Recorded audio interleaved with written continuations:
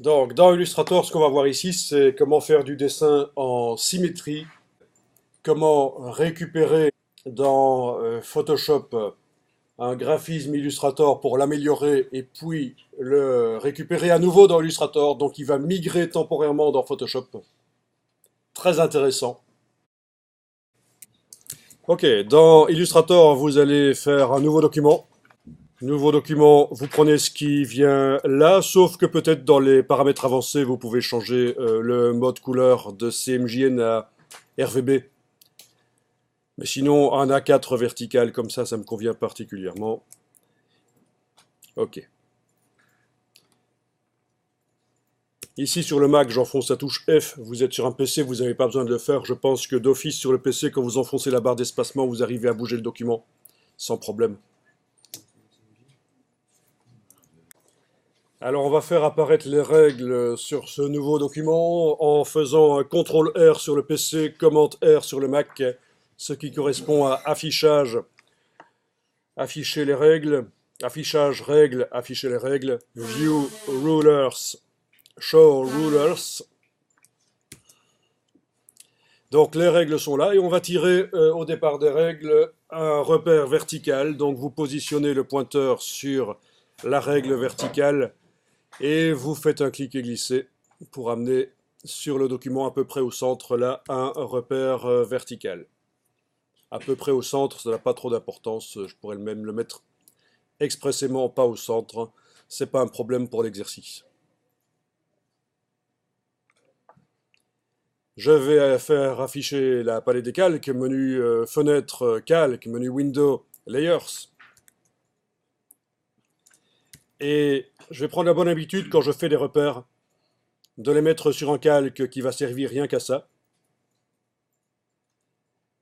Donc c'est le calque qu'on a actuellement, qui va devenir un calque repère. Je double-clique sur son nom, je vais l'appeler repère. Et j'ai plus besoin de pouvoir modifier la position du repère. Je vais donc verrouiller le calque et le contenu du calque est verrouillé. Les repères, le ou les repères que j'aurais mis sur le calque sont verrouillés. Vous avez dans le menu affichage une fonction qui permet de verrouiller les repères. View Guides, Log Guides. C'est une ancienne fonction de Illustrator qu'on n'utilise plus à partir du moment où vous utilisez cette technique de mettre les repères sur un calque rien que pour eux et de verrouiller facilement le calque. Vous voyez? C'est plus pratique de travailler comme ça. Dans InDesign aussi.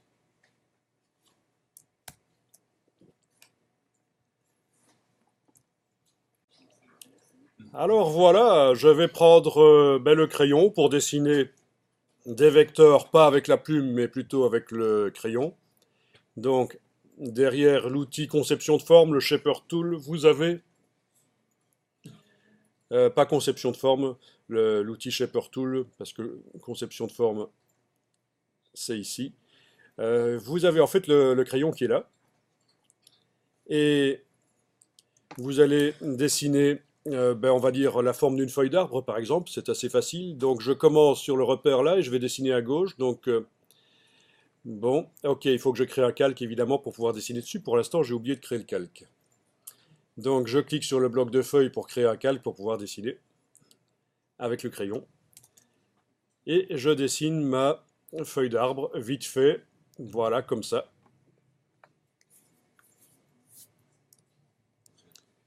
Ensuite on va faire une symétrie par menu Objet, Transform. Et alors vous avez Reflect ici, Objet transformé miroir, Object Transform Reflect. Voilà. Et on va choisir qu'on fait une symétrie verticale. Bon. Vous cliquez sur Copie et vous avez une copie.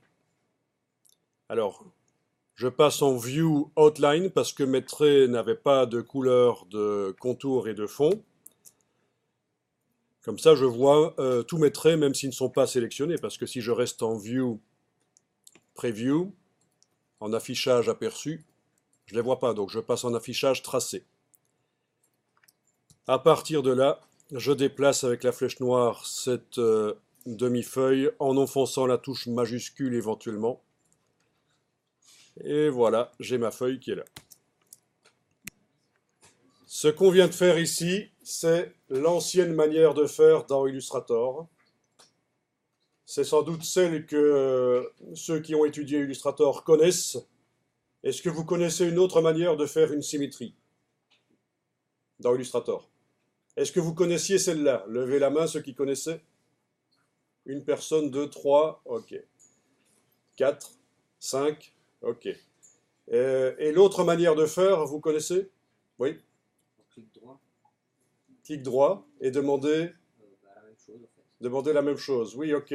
Donc c'est comme si je te demandais d'aller à la citadelle et tu y vas par une rue ou par une autre. Ouais. Pour moi, ça ne fait pas grande différence. Euh, Bon, non, il y a une manière de faire la symétrie et que directement, de l'autre côté, on voit en temps réel le miroir se faire. Eh ouais. Bon, ben vous allez supprimer tout ce qui est là, vous sélectionnez supprimer les vecteurs et on va faire la manière moderne, enfin moderne, qui existe quand même depuis quelques années, hein. Je pense depuis 2013, pour faire des symétries en temps réel.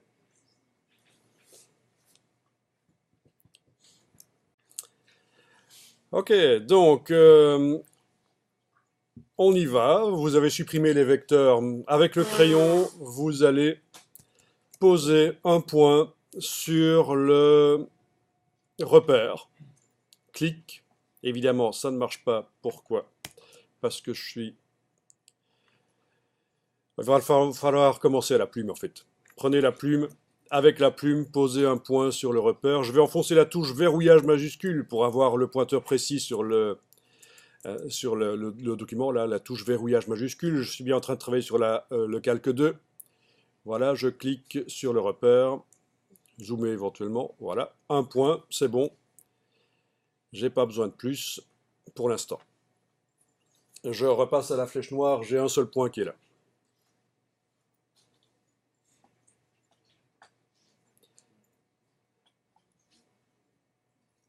Alors, je vais lui demander qu'il ait aucune couleur de fond, mais qu'il ait un contour noir. Donc, case contour à l'avant-plan et vous demandez du noir. Bon, il s'agit du noir quadri qui n'est pas très profond, mais c'est pas grave. Je sais que si je veux du vrai noir, je vais devoir aller dans la bibliothèque, dans les nuanciers par défaut et aller chercher le nuancier RGB. Mais bon, pour ce que je vais faire ici, le noir quadri qui est en fait du gris foncé, ça suffira. Donc voilà, je démarre en fait, et pour l'instant il n'y a qu'un seul point, un trait sans couleur de fond, c'est important, et avec une couleur de contour noir. Alors, sur ce point, je vais mettre un effet spécial. Donc, je vais faire apparaître d'abord la palette aspect, menu Window Appearance, menu Fenêtre Aspect. Donc, dans la palette aspect, ben, je retrouve les caractéristiques de mon début de tracé. Pas de remplissage et une couleur de contour. Et je vais lui mettre un effet spécial. Effet Effect Distort and Transform. Alors, pas Free Distort. Transform. Voilà. Effect Distort and Transform. Transform. Vous avez bien votre point qui est actuellement sélectionné. D'ailleurs, s'il n'était pas sélectionné, vous n'auriez pas la case aperçue qui peut être cochée.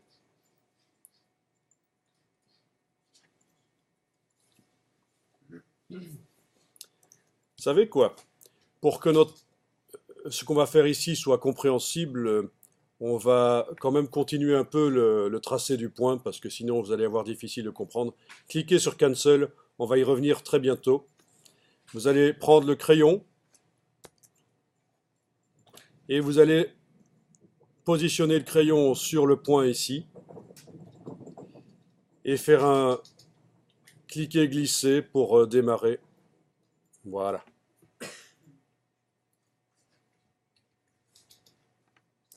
Donc ce sera plus facile à comprendre ce qu'on va faire si vous voyez visuellement derrière, grâce à la case aperçue, ce qui va se passer.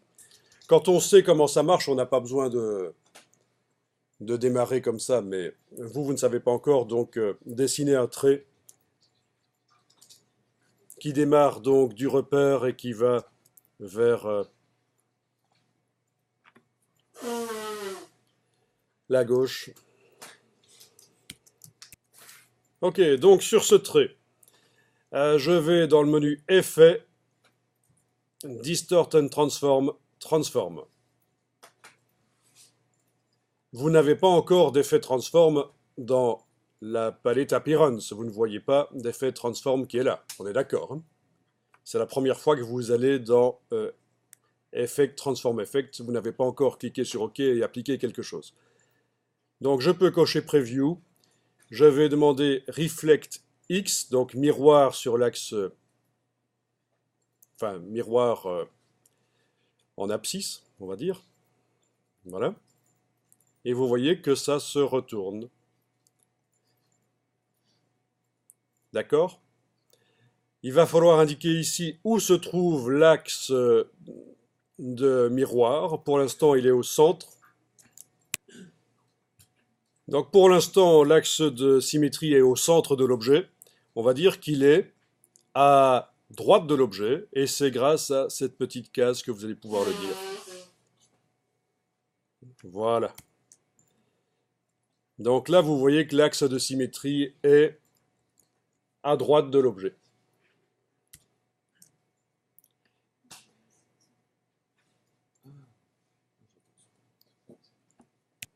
Alors, si jamais vous avez cliqué sur OK, ne retournez pas dans le menu Effet en haut de l'écran, parce qu'en fait, l'effet est déjà appliqué sur l'objet. Pour le transformer, cet effet, il faut cliquer ici sur le nom de l'effet.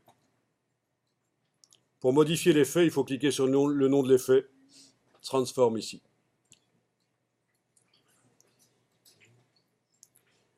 Alors, pour l'instant, on a l'objet qui fait un miroir, mais il disparaît de là où il était. Vous voyez que le trait noir n'est plus là.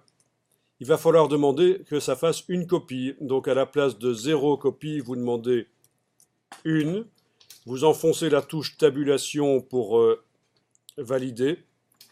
Et là, vous devriez voir de chaque côté un trait noir.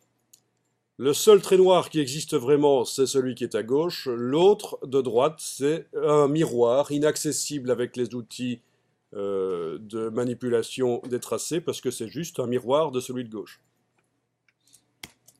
On clique sur OK. Voilà. Et on va pouvoir éventuellement supprimer certains points avec la flèche blanche. Vous allez pouvoir cliquer et englober des points, pas celui qui est sur le repère, et supprimer, touche suppression. Voilà. Donc il vous reste un point avec l'effet de transformation qui est mis dessus, que ce que vous aviez demandé, Reflect X, axe de symétrie sur la droite de l'objet, une copie. Et bien là, il faut dessiner en symétrie avec le crayon. Voilà, quand vous lâchez le bouton de la souris, et là vous pouvez faire des CTRL Z si vous voulez, hein. Quand vous lâchez le bouton de la souris, vous voyez la symétrie, et vous pouvez donc dessiner une espèce de feuille si vous voulez. À vous de voir quel genre de feuille vous voulez faire. C'est quand même pratique ça. On n'a pas besoin d'attendre d'appliquer un effet miroir pour voir ce que ça va donner.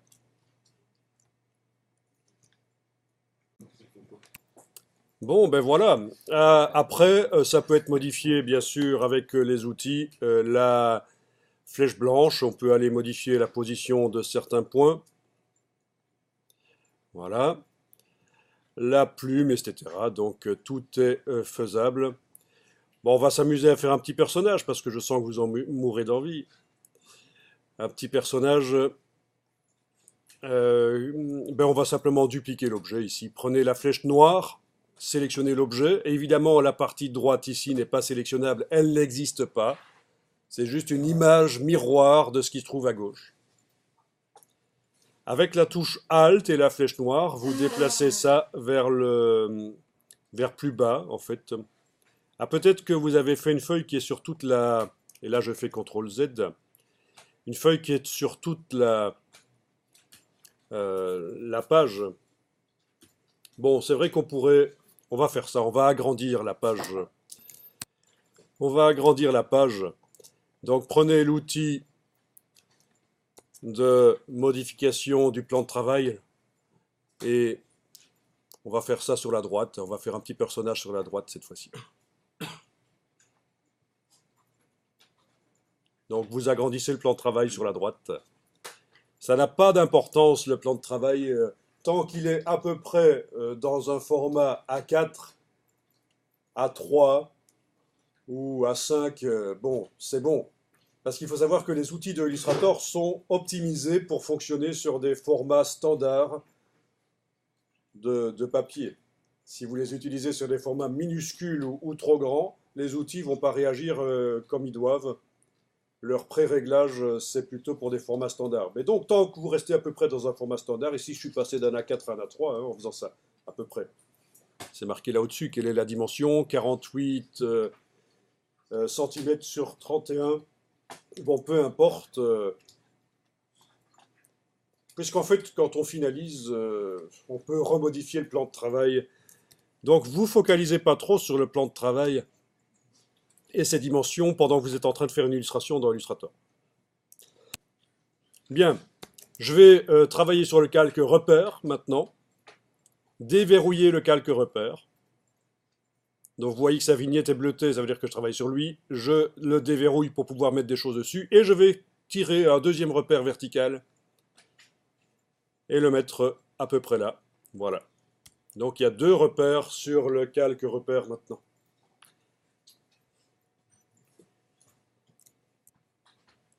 Bon, une fois que c'est fait, vous allez reverrouiller le calque repère et indiquer que vous travaillez encore sur le calque 2. Et c'est là qu'avec la flèche noire, vous allez pouvoir prendre l'objet, avec la touche Alt, le déplacer, déplacer une copie, voilà, comme ça, sur l'autre repère. Ok, donc ici, avec la flèche blanche, je vais sélectionner beaucoup de points et les supprimer. En fait, pour me faciliter la vie, je redémarre d'un objet existant pour ne pas devoir reparamétrer toute la transformation, en fait. Vous voyez, au final, il me reste un point qui est là, qui contient l'effet de transformation.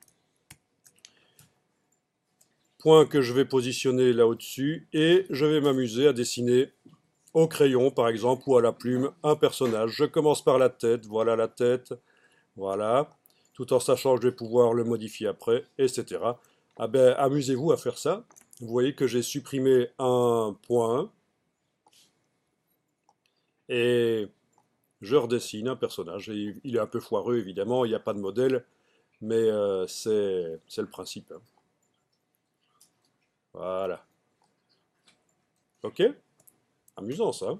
Après, on peut modifier comme on veut. Vous voyez l'intérêt de ce genre de manière de dessiner en symétrie. C'est qu'on voit directement ce que ça donne. Ben, vous avez ça en 3D aussi, évidemment. Vous savez qu'en 3D, il y a plein de logiciels qui permettent de dessiner directement en symétrie. C'est un peu foireux, mais bon, mon personnage, c'est pas grave. En le retravaillant, en ayant pris un modèle photo en dessous, ça aurait été peut-être un peu mieux.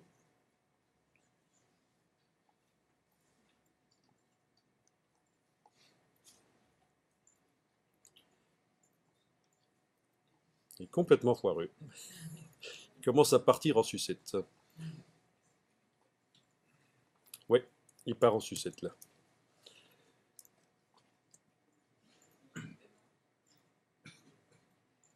Et là, heureusement, je viens de me souvenir que le crayon permet de redessiner en fait. Mais oui, quand vous reprenez le crayon, vous pouvez reprendre un trait. Voilà. C'est prévu pour.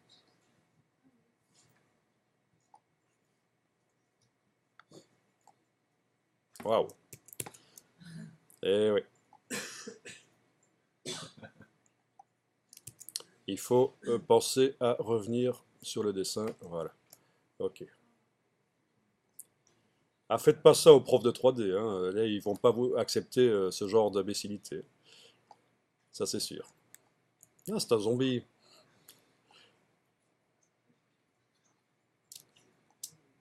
On va lui faire des cornes, hein. Tant qu'à faire.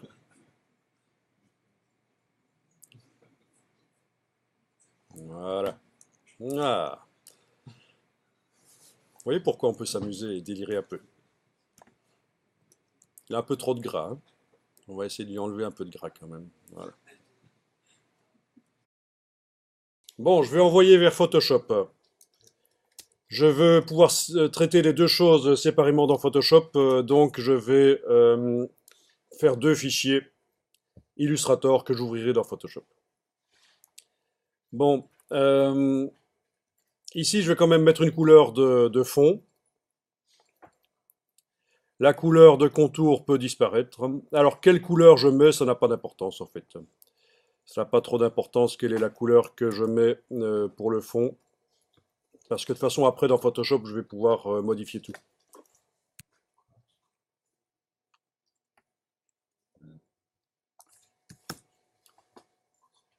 Alors, je vais envoyer le dessin de mon personnage dans Photoshop. Donc, je prends l'outil plan de travail et là, c'est important. Il faut que j'englobe avec l'outil plan de travail.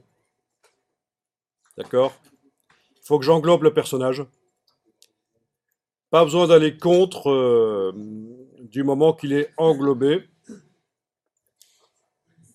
Et puis, on va enregistrer le document Illustrator en disant que c'est le personnage. Donc, File, Save As.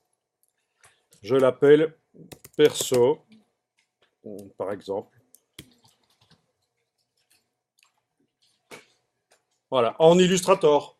Je fais pas un export au format Photoshop. Ça peut se faire aussi au départ d'Illustrator. Vous récupérez dans Photoshop les différents calques de Illustrator et vous pouvez appliquer des effets spéciaux sur les différents calques. Non, c'est différent. Ce que je vais faire ici, c'est récupérer dans Photoshop le fichier Illustrator et l'améliorer dans Photoshop.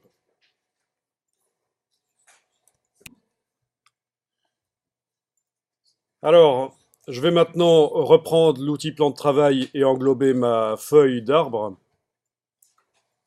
Voilà. Et je vais l'enregistrer Save As sous le nom feuille. Donc j'ai bien deux fichiers différents, un qui s'appelle perso, un qui s'appelle feuille. Je vous rappelle que autour de la feuille, c'est vraiment de la transparence. Si je vais dans View,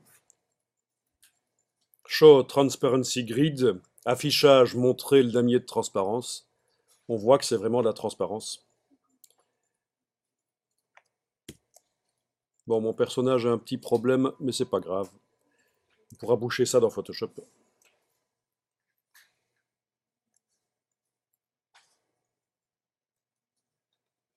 Eh bien, on va lancer Photoshop. Alors, dans Photoshop, je vais créer un document pour recevoir les illustrations. Donc, nouveau document dans Photoshop. La précision ici, ben, on peut peut-être faire 1000 sur 1000. Ça pourra se changer après, si on veut. Couleur RGB, bien sûr. OK. Touche F sur le Mac. Je suis plein écran. Voilà mon document de 1000 sur 1000.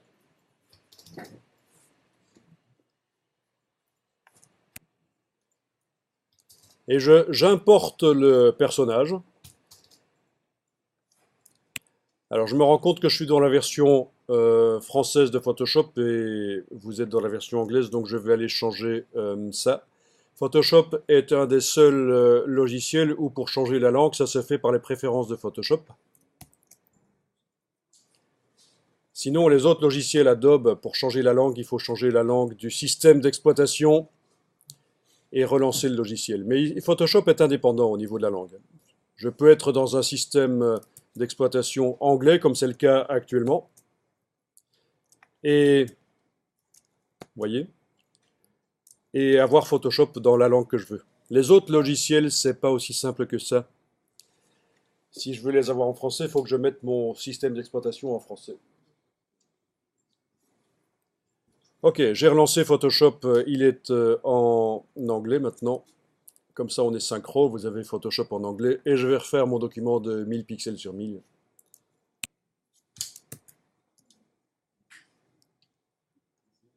File new, 1000 pixels sur 1000 pixels en RGB. Ok. Touche F. J'importe le fichier Illustrator du personnage, par exemple. Donc c'est file place, fichier importé, file place. Et est-ce que j'importe sans lien avec les fichiers sur le disque dur ou avec lien? Ben, je vais le faire avec lien. Place linked.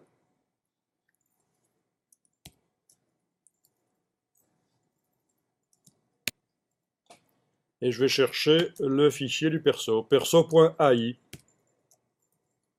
Place.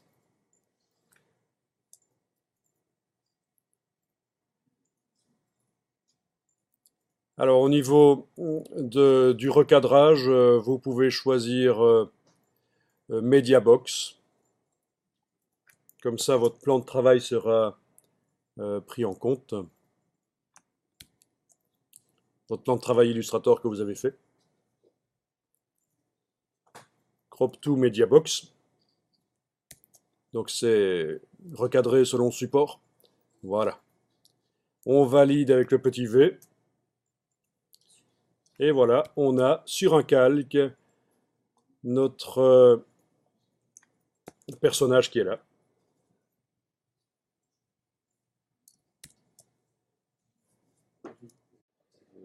Bon, et normalement, il y a un lien. On a la chaîne qui est là.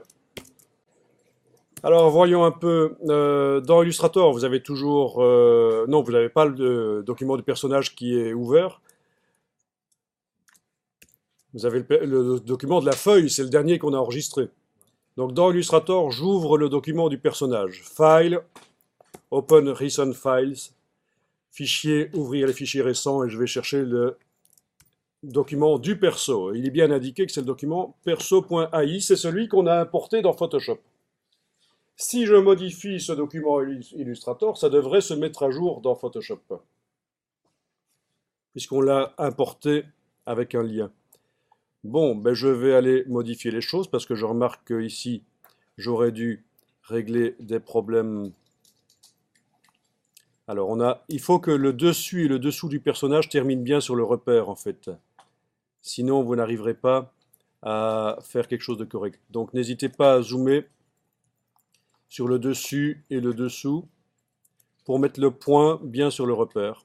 C'est comme ça que vous éviterez d'avoir un espace entre les deux choses. Vous voyez? Le dessus, j'ai mis le point bien sur le repère. Bon, il y a encore un petit espace minuscule, mais c'est pas grave. Le point est bien sur le repère. Le dessous aussi.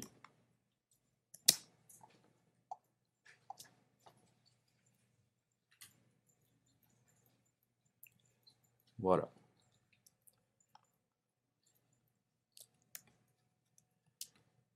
Alors si je veux, je peux encore changer certaines choses, bien sûr. Je vais sélectionner avec la flèche noire mon demi-personnage et aller remodeler un peu. Voilà.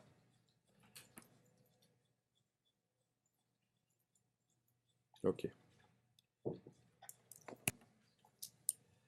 Voilà. Bon. Je vais même le faire d'une couleur différente, comme ça on va vraiment voir que la mise à jour se fait bien. Donc il était en vert, je vais le mettre en jaune par exemple, voilà.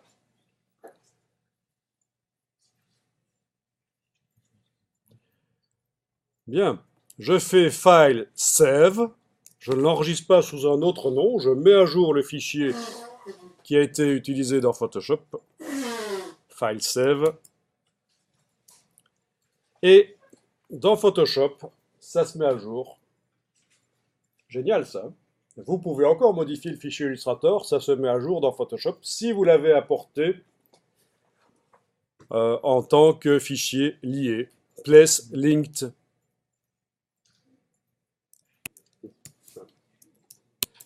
Bon, je remontre rapidement. Je suis dans Illustrator, je change quoi que ce soit, la couleur par exemple. Voilà, je vais mettre du brun clair. File, Save. Et dans Photoshop, la mise à jour se fait toute seule. Bon, parfait.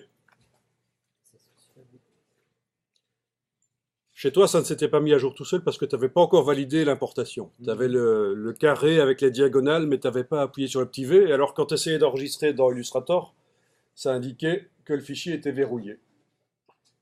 Je dis ça pour les autres parce que c'est vrai que c'est intéressant.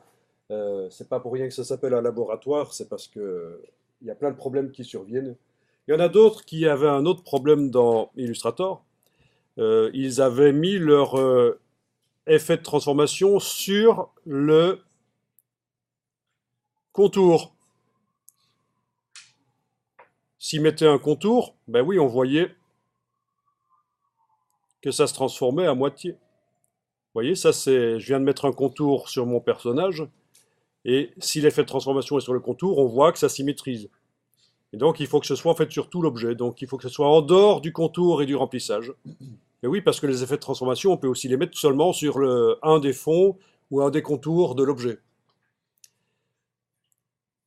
Donc ça, c'est ce qui est arrivé à quelqu'un d'autre là dans le local, et c'est intéressant. Ce sont des choses qui permettent d'expliquer un peu comment ça marche.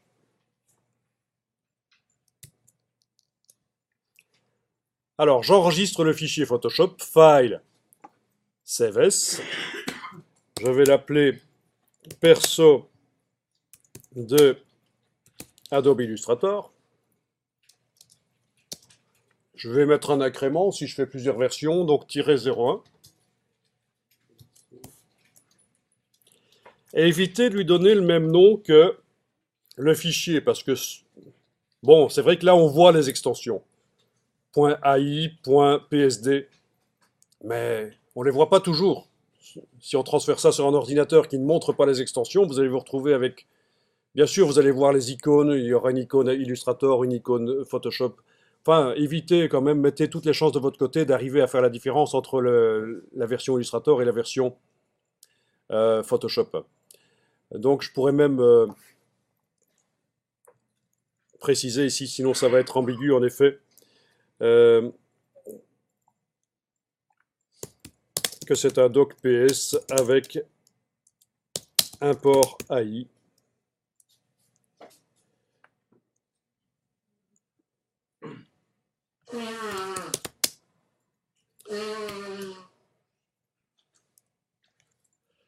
Voilà, j'enregistre. Et je peux faire dans Photoshop, ici, ben, tout ce qu'on peut faire dans Photoshop. C'est-à-dire mettre sur ce calque des effets spéciaux. Donc vous avez ici le petit FX ici, ou alors Layer, Layer Style, et vous avez le Gradient Overlay si vous voulez. Enfin, essayez tout ce que vous voulez comme effets spéciaux sur ce calque. Ça, c'est l'incrustation donc de dégradés. On a possibilité de mettre de la texture. Voilà, si vous enclenchez texture ici, la texture peut évidemment être créée par vous, par vous-même, et l'ajouter à Photoshop, etc., etc. Donc tout ce qu'on sait faire dans Photoshop va pouvoir être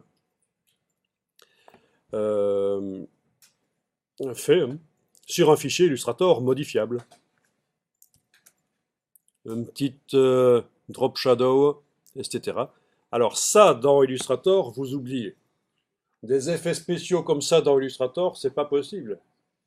C'est l'intérêt d'externaliser temporairement un fichier Illustrator pour le traiter dans Photoshop et puis le récupérer dans Illustrator.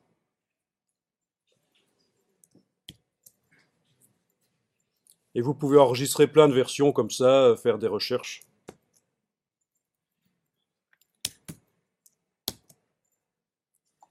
Et puis, à un certain moment, je vais récupérer le fichier Photoshop dans Illustrator si je veux continuer dans Illustrator. Ah oui, on aurait même pu mettre une marionnette dessus. Clic droit, convertir en objet dynamique. Donc clic droit à droite du nom du calque, Convert to Smart Object. Voilà.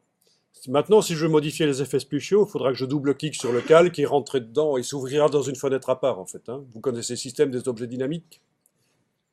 C'est un peu comme les poupées russes. Ça, en faisant un objet dynamique, c'est une boîte dans laquelle se trouve l'objet avec ses effets spéciaux. Bah, je double-clique et vous voyez qu'on a l'objet avec ses effets spéciaux qui apparaît. Si je passe en multi-fenêtre ici, vous voyez que j'ai mon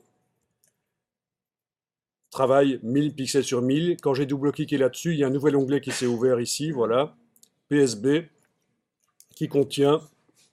Et c'est infini comme ça. Les objets dynamiques, c'est apparu avec CS4 et c'est extraordinaire. Ça permet de faire des choses complexes en gardant malgré tout la gestion assez simple. Bon, peu importe, là je ferme l'objet dynamique. Je voulais mettre une marionnette dessus. Ouais, ok. Je vois qu'il y a un problème qui va survenir, mais c'est pas grave. Alors, edit, Puppet Wrap. Donc, édition marionnette. Comment ça s'appelle en français? Distorsion par marionnette, un truc comme ça. À partir de là, vous devriez voir quelque chose qui ressemble à ça qui apparaît.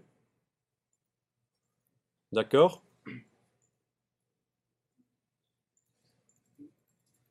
Mais je ne vais pas le valider. Si jamais vous l'avez validé par le petit v, mais là je devrais normalement l'annuler. Si vous l'avez validé par le petit v, il faut le jeter. Vous jetez le Puppet Wrap à la corbeille. Voilà.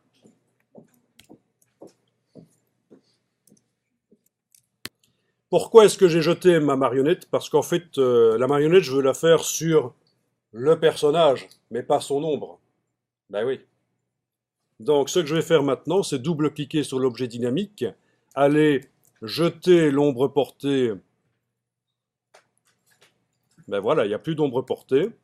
Pour que ça se répercute dans le montage qui est là, à gauche, ben, l'objet dynamique, je dois dire qu'il va aller dedans. En faisant File, Save, pas Save S, hein. File, Save. Et ça va l'envoyer d'où il vient. Ben, il vient de la gauche, là, il vient de mon montage. File, Save. Résultat, à gauche, j'ai plus l'ombre. Vous voyez la logique? Bon, ça devient du Photoshop, en fait. Hein. Bien, je peux fermer l'image de droite, c'est jamais que l'objet dynamique qui est ouvert, l'image de droite. Hein. Voilà, en double-cliquant sur lui. Ça ouvre une nouvelle fenêtre. Ça me montre l'intérieur de cette boîte objet dynamique.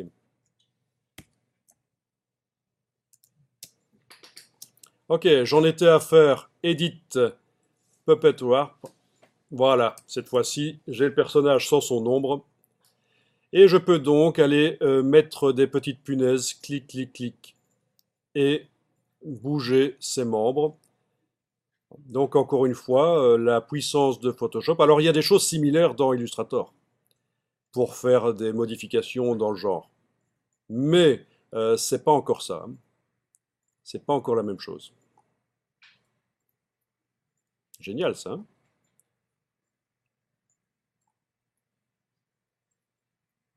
Voilà. Ok. Je valide. Voilà, je valide avec le petit V. Et j'ai une marionnette. Un effet marionnette désactivable, modifiable en double-cliquant sur lui. C'est pour ça que j'ai fait un objet dynamique. C'est pour pouvoir modifier la marionnette autant de fois que je veux.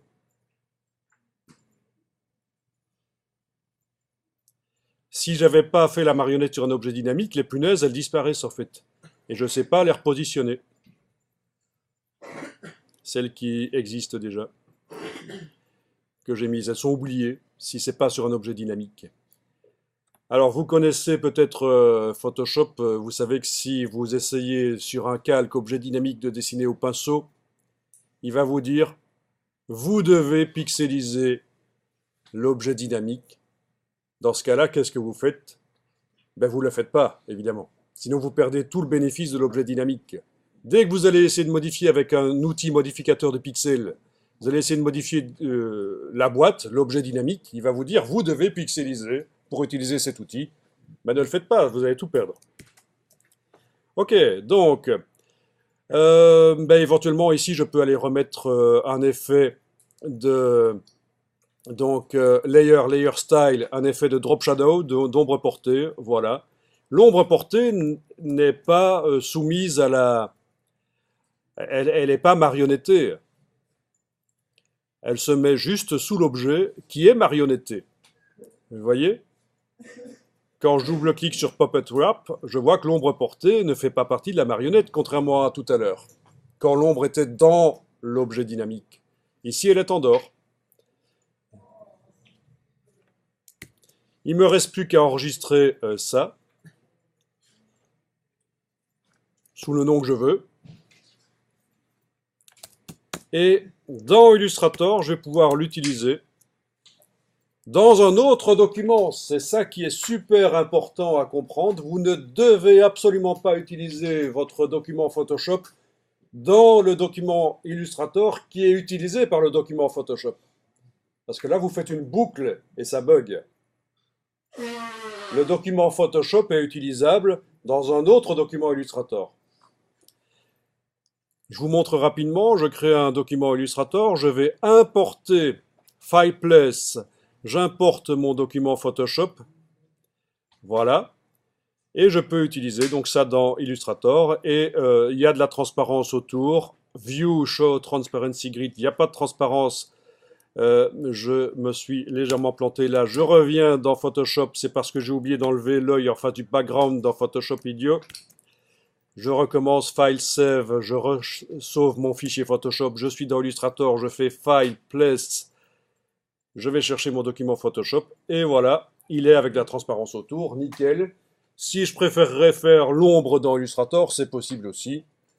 Elle vient de Photoshop, mais je pourrais aussi dire que je la fais dans Photoshop, et à ce moment-là, dans Illustrator, je pourrais dire que je la fais dans Illustrator, et à ce moment-là, je ne la fais pas dans Photoshop, bien sûr.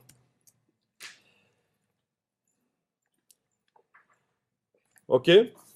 Bon, ça c'est pas difficile de faire un fichier Illustrator et d'utiliser le document Photoshop dedans.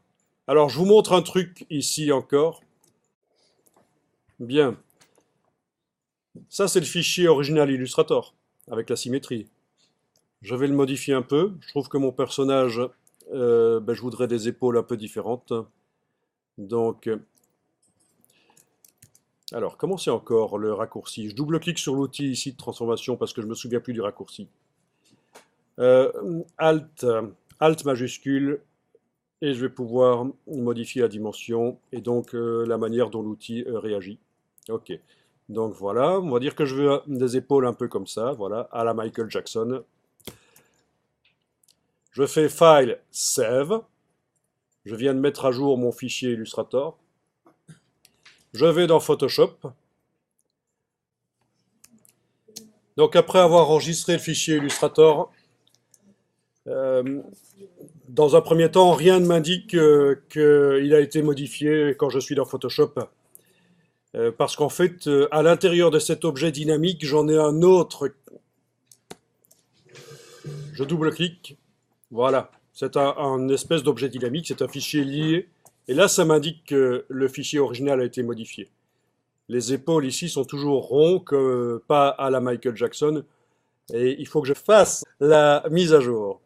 Donc, Layer, Smart Objects, Update Modified Content. Donc, menu calque, objet dynamique, mettre à jour le contenu. Et voilà, j'ai des épaules qui sont à la Michael Jackson. Dans l'objet dynamique ouvert, Mais dans le fichier qui contient cet objet dynamique, c'est toujours pas à jour. Il faut que je fasse File, Save, et à ce moment-là, c'est mis à jour. Donc c'est génial, le fait de travailler avec des objets comme ça, dynamiques, des fichiers liés. Ce document ici, que j'ai utilisé dans un fichier Illustrator, je le mets à jour, File Save, sur le disque dur, il est mis à jour, dans Illustrator, et il va me dire, tiens, il y a un fichier qui a été modifié, voulez-vous les mettre à jour maintenant? Je réponds oui, et c'est le fichier qui est là à droite en fait qui va être modifié, normalement. Celui qui utilise le fichier Illustrator qui utilise le document Photoshop. Voilà, c'est fait. Ah, c'est pas si évident que ça à gérer, mais c'est génial les possibilités que ça donne.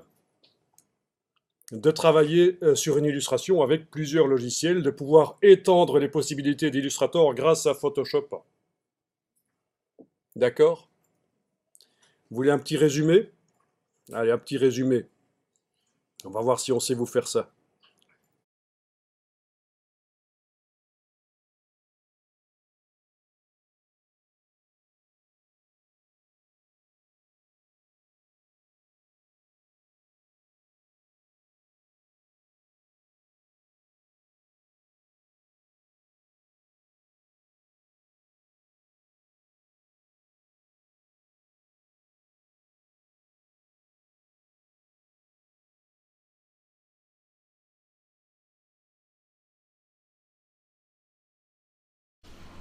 Donc vous avez téléchargé le fichier qui est à cette adresse-là, vous l'avez dézippé, vous pouvez le glisser dans le dossier d'aujourd'hui si vous voulez. Alors on va analyser ça ensemble pour voir ce que ça raconte.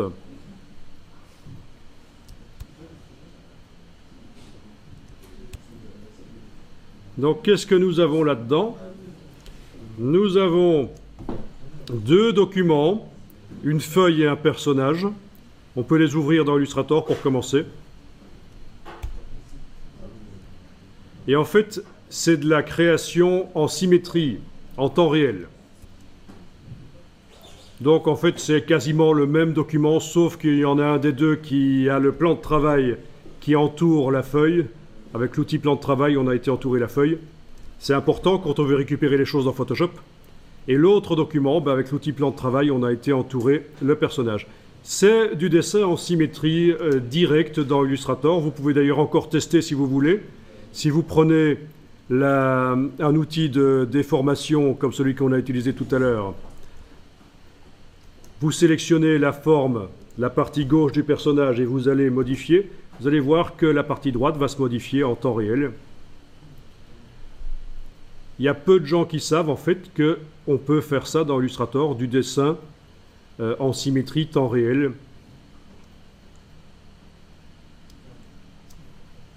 Mais ça fait quand même quelques temps que c'est possible. Depuis CS4. Donc quand même quasiment 10 ans. Même chose pour la feuille, c'est possible d'aller modifier. Ok. Alors si vous voulez en savoir plus sur le dessin en symétrie, je n'ai pas livré les informations ici pour faire des personnages complets avec les yeux et tout le reste en plus. Je me suis limité aux silhouettes ici. Et vous avez le dessin de la feuille, c'est le même principe, elle est en symétrie. Enfin, c'est une feuille, oui. C'est pas si évident que ça que c'est une feuille, mais voilà. C'est en principe une feuille.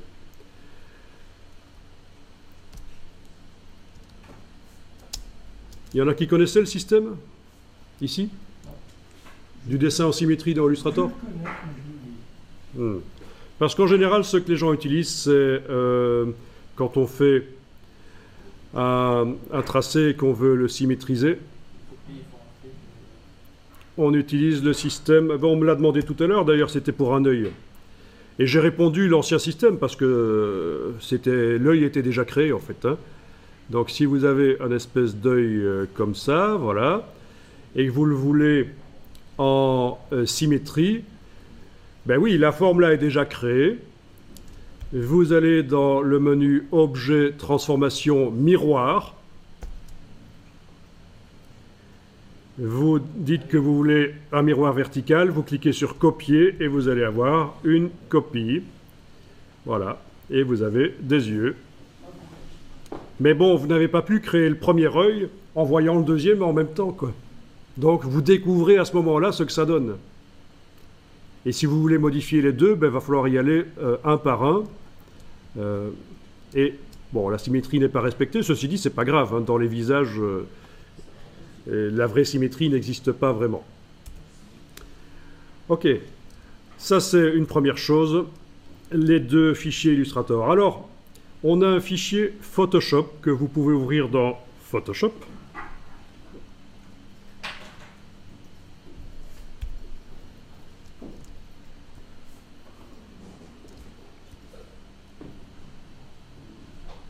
Voilà, fichier Photoshop qui contient quoi? Un personnage. Là, je viendrai afficher l'œil en face du background blanc. Un personnage qui possède une ombre portée sur son calque, qui possède une manipulation par marionnette. Donc, ça a été appliqué sur un objet dynamique. Ça veut dire que si vous double-cliquez sur la marionnette, les punaises réapparaissent et on peut encore bouger les choses. Bien sûr, c'est l'intérêt. Si vous voulez animer ce genre de choses, il y a ça dans After Effects, une espèce de marionnette très similaire à ceci.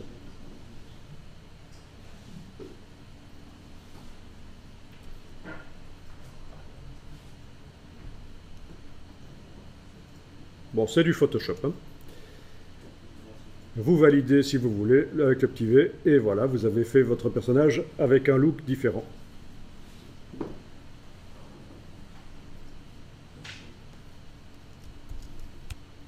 À l'intérieur de cet objet dynamique, il y a, on va voir, on va double-cliquer sur lui pour voir. Voilà, là on est en train de voir l'intérieur de l'objet dynamique, c'est-à-dire que j'ai maintenant deux onglets. Si je ne suis pas en mode plein écran dans Photoshop, j'ai l'onglet avec mon personnage que je viens de travailler, et le contenu de l'objet dynamique s'est ouvert là. Voilà, et qu'est-ce qu'il contient? Il contient le fichier Illustrator qui a été importé en tant que fichier lié. Et sur ce fichier Illustrator, j'ai mis un effet de biseautage et un effet d'incrustation en dégradé. Tout ça peut encore être modifié quand on double-clique sur le menu Effets. Vous avez la possibilité d'aller changer le dégradé, bien sûr, d'aller en créer vous-même, d'aller en chercher dans le menu ici.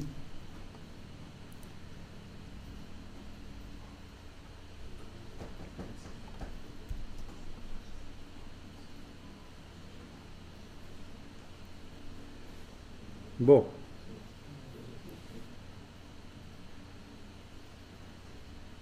D'accord? La texture peut être modifiée aussi, bien sûr. Et plein de choses. Bon, ce sont des effets spéciaux Photoshop, quoi.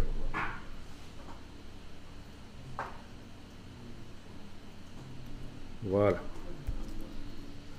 Ça aussi, ça se trouve, il y en a plein sur Internet, des effets spéciaux Photoshop que vous pouvez déjà télécharger et récupérer dans Photoshop. Vous n'êtes pas obligé de réinventer la roue à chaque fois.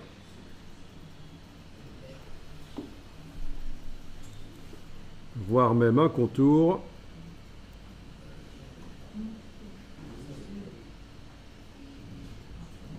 Ou plusieurs.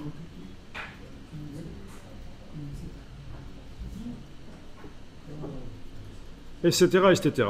Et alors le principe dans Photoshop, c'est qu'une fois que vous avez modifié l'objet dynamique, pour le réintégrer au montage, vous devez faire fichier enregistré. Attention, pas enregistrer sous. Il ne s'agit pas d'envoyer sur le disque dur l'image de droite qui est le contenu de l'objet dynamique. Il s'agit de l'envoyer de là d'où il vient, c'est-à-dire à gauche. Donc je fais fichier enregistré. Et à gauche, je vais récupérer, voilà, mon personnage modifié. Et je peux mettre à jour le fichier sur le disque dur. Fichier enregistré sous... Ah oui.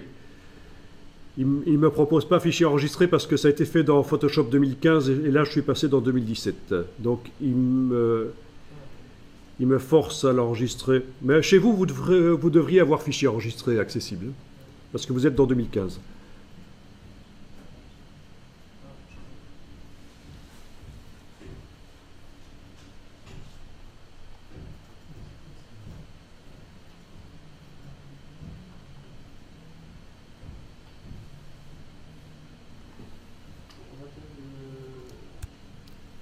Voilà, alors il faut savoir que le fichier Illustrator, si je le modifie dans Illustrator et que je l'enregistre sur le disque dur, je vais pouvoir faire la mise à jour ici dedans. Et ce fichier Photoshop peut être utilisé dans un fichier Illustrator lui-même. Donc vous comprenez le principe? Il y a d'ailleurs un petit document récapitulatif ici, parce que c'est vrai que ce n'est pas si évident, procédure.rtf. Vous avez un document Illustrator, vous l'enregistrez sur le disque dur, vous l'importez dans Photoshop en tant que fichier lié, vous lui appliquez les effets spéciaux, vous enregistrez le doc Photoshop et vous l'importez dans un autre document Illustrator. Autrement dit, il s'agit ici de faire passer temporairement un élément Illustrator dans Photoshop de manière à profiter de tous les effets spéciaux de Photoshop qu'on n'a pas nécessairement dans Illustrator. Et pourtant, on reste en vectoriel parce que à l'intérieur de l'objet dynamique, c'est une image vectorielle liée. Donc, c'est vraiment extraordinaire quand vous commencez à utiliser plusieurs logiciels pour faire vos travaux. Vous multipliez les possibilités. Et donc, ce qu'il est indiqué ici, c'est que si on modifie ensuite le document Illustrator original, il faudra faire la mise à jour dans Photoshop. Ben oui, puisqu'il est importé dans Photoshop, ce document AI original. Il faudra enregistrer le Photoshop sous le même nom, et dans l'autre document Illustrator, Photoshop proposera la mise à jour du document. Illustrator proposera la mise à jour du document Photoshop. Bon, on va faire un tout petit peu ça ici, avec la feuille. Donc vous allez ouvrir le document de la feuille. Voilà, vous avez ouvert l'image de la feuille en symétrie. Vous allez, en fait, oui, vous pouvez la modifier si vous voulez ici, avec l'outil de déformation.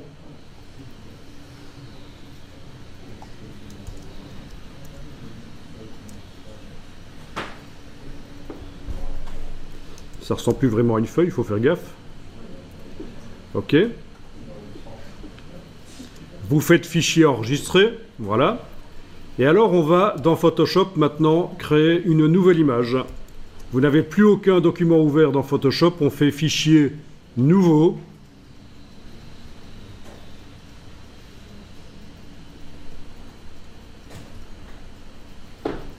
Alors on va créer un document de 1000 pixels sur 1000, ça paraît être pas mal ça. Ici je suis dans la boîte de création de nouveaux documents de Photoshop 2017, donc c'est un peu différent de ce que vous avez. Donc largeur 1000 sur 1000, la résolution pas d'importance ici, et voilà mon image, ce qui contient donc un calque blanc.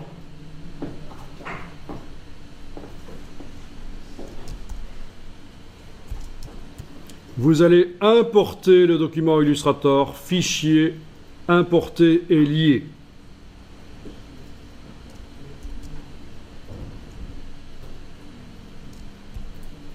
Donc la feuille qu'on a enregistrée là à 11h24, et il est 11h26, donc c'est bon, c'est celle-là. Voilà. Dans la boîte d'ouverture, il faut indiquer, recadrer selon zone de support. C'est ce qui correspond au plan de travail Illustrator. OK. Vous allez valider l'importation avec le petit V. Vous allez éventuellement, avec l'outil de transformation manuelle et la touche majuscule, prendre une poignée du coin et faire la feuille plus grande, c'est vous qui voyez si vous voulez. Donc on obtient un objet dynamique lié. Il y a une petite chaîne ici. Ben oui, c'est une chaîne, c'est pas une bouche ouverte. Ça marche pour tout le monde? Et alors, on va malgré tout mettre ça dans un objet dynamique. Clic droit, convertir en objet dynamique. Donc les objets dynamiques, c'est comme les poupées russes, on peut les mettre les uns dans les autres. Donc clic droit, convertir en objet dynamique. Et là-dessus, vous allez pouvoir mettre les effets spéciaux que vous voulez, voire même une image par-dessus qui pourrait texturer. Donc c'est vous qui voyez. Ben, essayez calque, style de calque, option de fusion. Alors je vais aller mettre une ombre portée. Quoique, comme je veux l'utiliser comme motif après dans Illustrator, une ombre portée, c'est peut-être pas le plus intelligent parce qu'il y a une direction de la lumière. Donc il vaut mieux le faire dans Illustrator, l'ombre portée. Par contre, une incrustation en dégradé, ça c'est possible. Une texture. Alors, il faudrait peut-être quand même boucher le trou, mais c'est pas grave. On va faire comme ça. Dans Illustrator, il y a un petit trou à boucher là.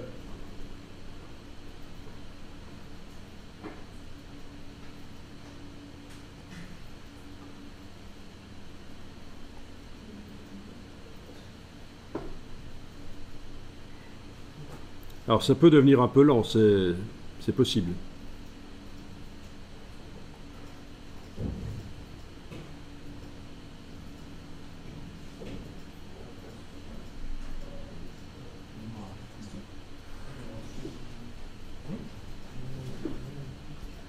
Ok.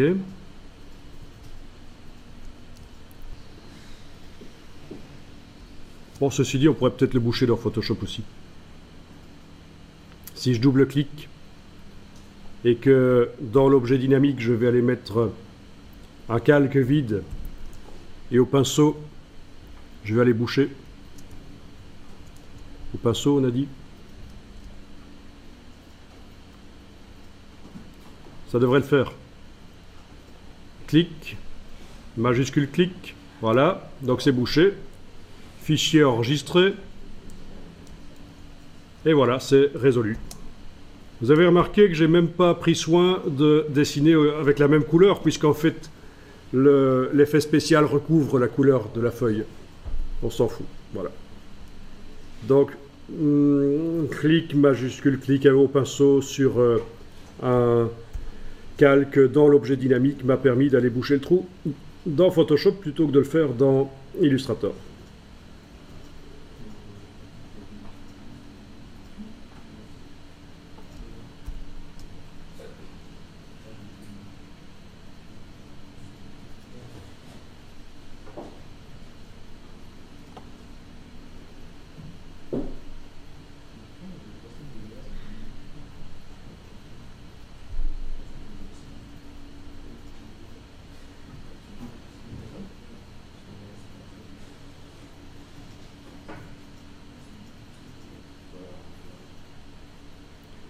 Ok, alors cette feuille, on va l'utiliser dans Illustrator pour faire un motif. Ah oui, au fait, on pourrait aussi mettre la marionnette sur cet objet dynamique. Pour ceux qui ne connaissent pas, c'est bien. Édition, déformation de la marionnette. Sur l'objet dynamique, pas à l'intérieur, hein. C'est bien sur l'objet dynamique. Édition, déformation de la marionnette. Vous avez un filet qui arrive. Vous mettez des punaises. Clic, clic, clic, clic, clic. Vous bougez les punaises. Et vous avez la possibilité donc de modifier le fichier Illustrator.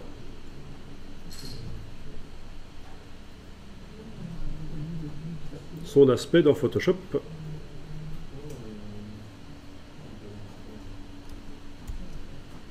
Si le filet vous ennuie, vous décochez afficher filet dans les options au-dessus.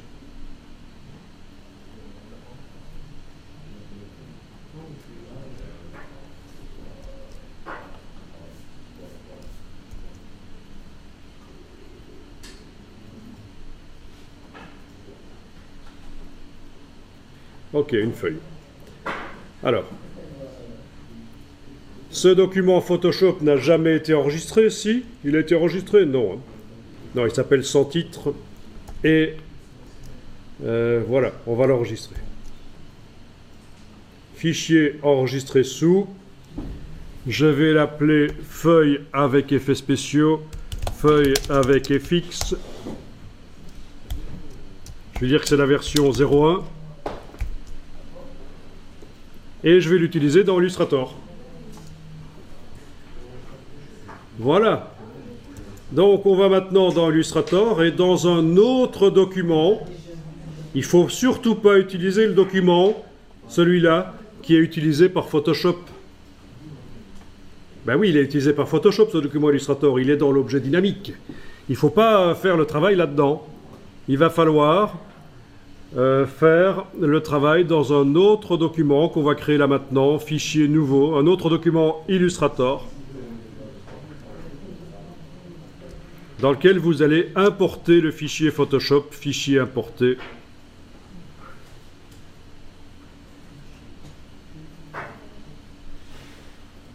Feuille avec effet 01, c'est comme ça que je l'ai appelé, 11h32, il est 11h33, c'est donc bien ça.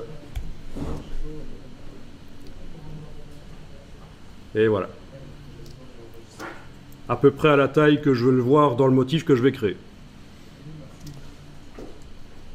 Amusant ça. Et il est entouré de transparence. Non, il n'est pas entouré de transparence.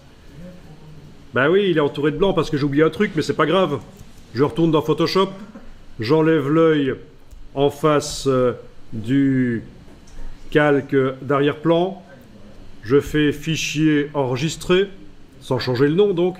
Je retourne dans Illustrator, et voilà.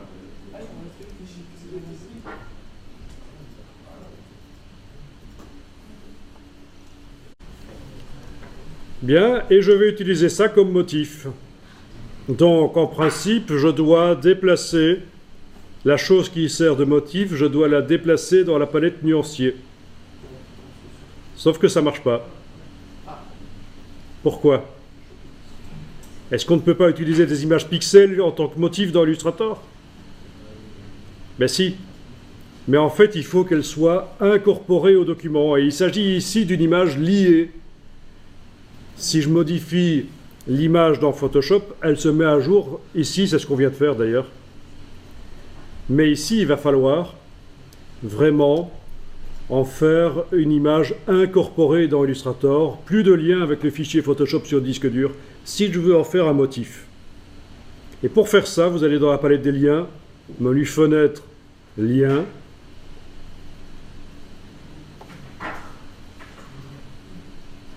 Et dans la palette des liens, vous allez activer la vignette et demander dans le menu ici, image incorporée. À partir de là, vous avez la petite icône ici qui indique qu'il s'agit d'une image incorporée. Vous avez les diagonales qui ont disparu de l'image dans Illustrator, ça indique que ce n'est plus une image liée. Et quand on déplace ça dans la palette nuancier, ça devrait y aller. Voilà, ça y va. Alors la suite, vous êtes capable de faire.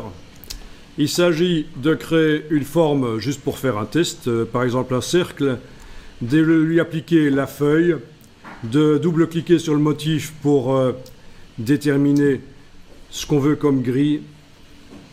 Avec la petite icône en haut à gauche, là, déterminer ce qu'on veut comme espacement entre les répétitions. Voire même, ça pourrait se superposer, mais dans ce cas-ci, c'est pas génial. Sortir de là par le fil d'Ariane. Et voilà, on a notre forme avec la feuille. On sait que dans la palette aspect, on peut aller ajouter un nouveau fond qu'on met en dessous, sur lequel on va mettre par exemple un dégradé. On sait que on pourrait ajouter aussi une autre image. Il suffit de faire fichier importer et aller chercher par exemple le personnage qui va aller sur un deuxième fond. Voilà le personnage. Ah oui, c'est pas la version... D'accord. Je vais prendre la première version parce que là, il n'est pas génial. Donc c'est docps avec un port perso AI 03. Bon, déjà ici, si je veux, je peux décocher lié, comme ça. Il est d'office incorporé au document. Voilà. Ouais, c'est vrai qu'il a une ombre, lui. Alors, je le déplace dans la palette nuancier. Je sélectionne mon cercle, je fais un nouveau fond. Un nouveau fond qui va venir entre le dégradé et le motif actuel. Et ce nouveau fond, je vais lui mettre le personnage. Ah tiens, on a un fond blanc sur notre personnage qui empêche... Bon, ben là, c'est foireux, alors. Il faut absolument que je supprime le personnage là. Que j'ouvre dans Photoshop l'image pour enlever le fond blanc. Ouais. Voilà, on a un fond blanc quand on est dans Photoshop, c'est le fond blanc ici, le background qui nous pose problème.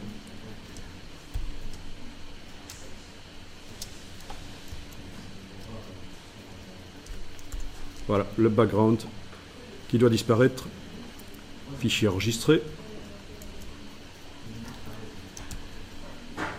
Je vais donc dans Illustrator, à nouveau importer. Cette fois-ci, il n'a pas de fond blanc. Je le vérifie en affichant temporairement le damier de transparence.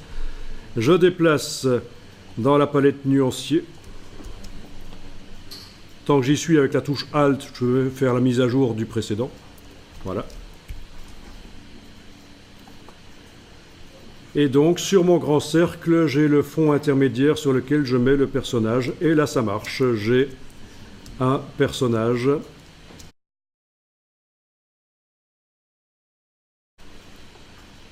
Et ça peut être modifié et transformé. Donc, ça peut être stocké en tant que style graphique. C'est ce qu'on a vu tout à l'heure.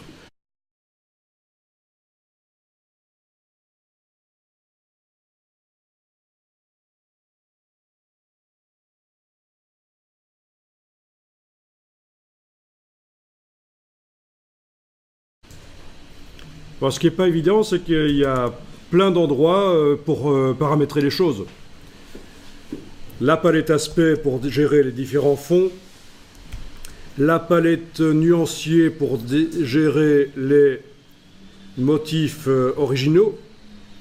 Et la manière dont ils se répètent, quand on double-clique sur eux, on a l'éditeur de motifs. Ensuite, quand c'est appliqué sur un objet, en sélectionnant spécifiquement un des fonds à motifs, on peut aller double-cliquer sur les outils d'agrandissement, rotation, repositionnement. Ah, c'est vrai que ça fait quand même pas mal d'endroits où on a une action sur la chose obtenue, là.